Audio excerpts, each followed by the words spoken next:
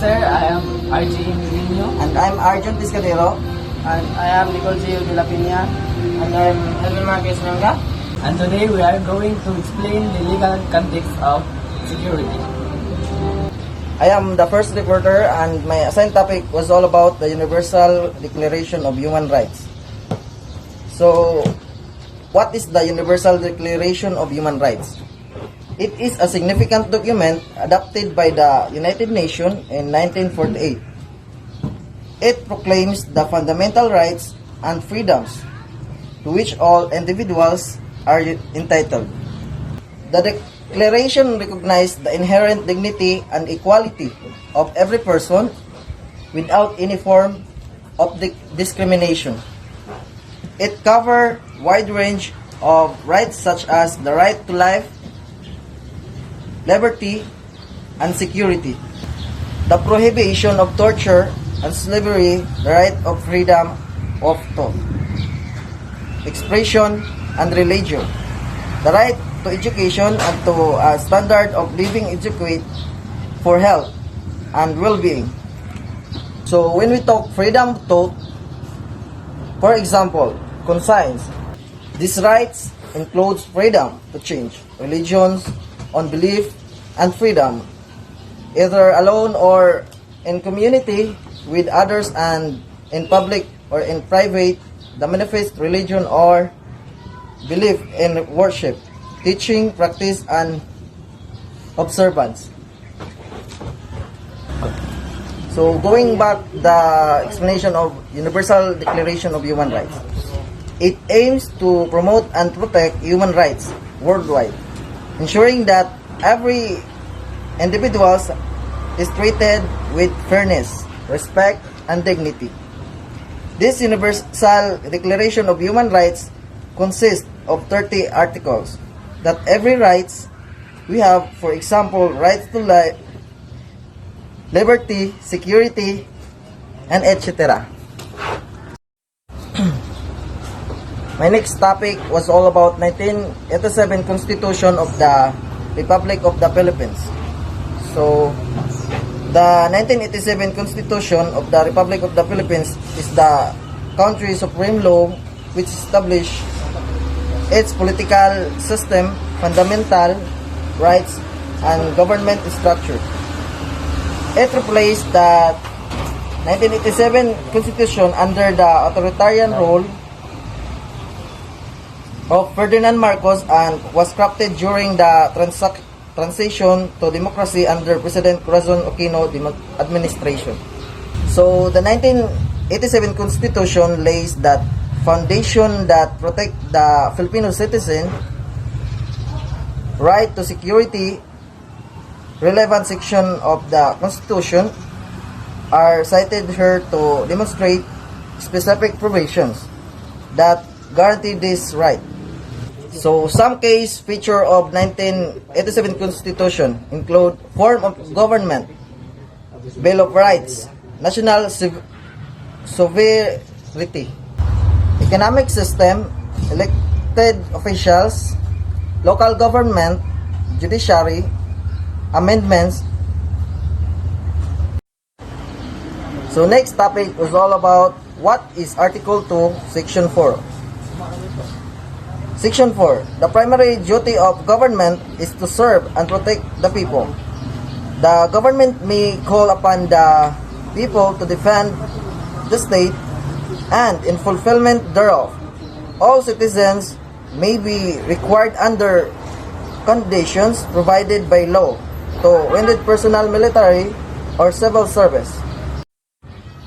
So this section means people that stand in politics want to have a good serve and security of every person because they oath that they give their best to do their duty. Like for example, ex-President Duterte is that he served well the country like preventing drugs. I'm the next reporter and my assigned topic is Section 1, Article 13.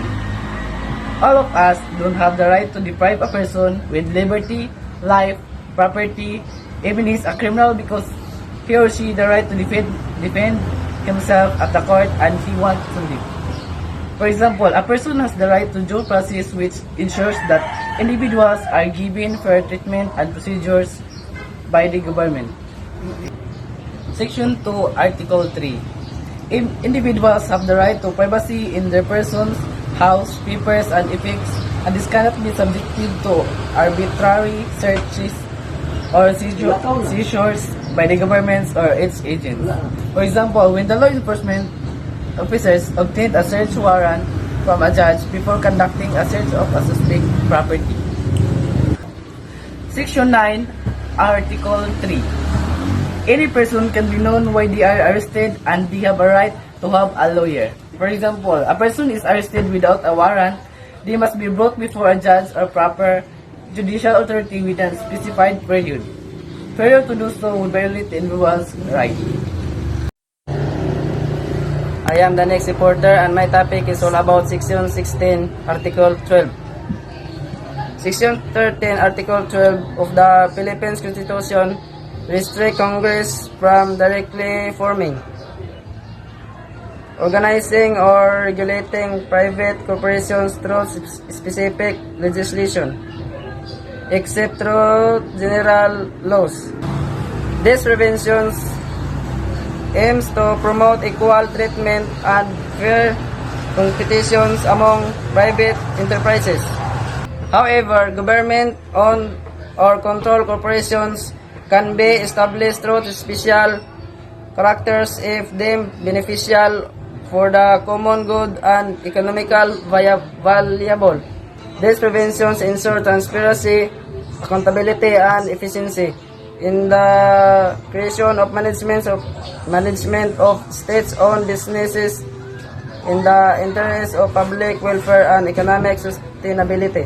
This article says that no one of officials of Congress shall make any decisions of that organizations for their own benefits or gain. So example is illegal mining.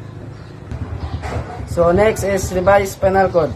The provisions of the revised penal code pertaining the crimes against persons. The revised penal code act of number 3815. The Philippines enacted in 1930 in the preliminary criminal law in the country. It consists of two books. Book 1 outlines general principles of procedures, while Book 2 defines specific crimes and their corresponding penalties. The code covers a wide range of offenses against personal property and public order, include homicide, theft, robbery, rape, and treasons. It also addresses mitigating and aggravating circumstances and provides guidelines for imposing penalties. The RPC has been amended over time to adapt to changing legal and societal landscapes, serving as the foundations of the Philippine criminal justice system. I am the next reporter. My topic is Private Security Agency Law, Republic Act 5487 as amended, Republic Act number 5487 amended by Presidential Decree number 11, regulate the organization and operation of private detective, watchman, or security guard agency as a force multiplier for the Philippine National Police during disaster or calamities, with deputies delegate their duty. According to the Republic Act 5487, they amended that the Philippine National Police is not only do their duty to perform, but when they helping in calamity or disaster, they can also use force multiplier like watchman, private detective, and security officer. Protection specialist. Private security personnel play a crucial role in time prevention and peacekeeping, contribute to the improvement of peace and order, and well the protection of life and property in this country. The law cover both established and a new rule of professionalize the security industry. enhancing credibility and reliability. It includes provision for personnel and utilization, and expanding training program for private security personnel. Presidential Decree Number 1919 amending the Republic Act 5487 and Presidential Decree 100. Smile. According to the Presidential Decree Number 1919 amended further the Private Security Agency Law on April 28, 1984 with the following change. So they changed the law. So I will read it. Defining watchmen or security guard to include those from government entities. Specifying the employment of minimum of 200 and maximum to 1,000 licensed security guard for any private security agency. Specifying 30 to 1,000 company guard for company. Specifying the employment of a minimum of 200 and maximum to 1,000 licensed security guard for any private security agency. Smile. The next is specifying 30 to 1,000 company guards for company guard force. Presidential Decree Number 11 and Number 100 amended on Republic Act 5487. Presidential Decree Number 11 amended the Private Security Agency Law on October 3, 1972, while Presidential Decree Number 11 and Number 100 amending the Republic Act 5487. Presidential Decree Number 11 amended the Private Security Agency Law on October 3, 1972, while Presidential Decree Number 100 amended the same law on January 17, 1973.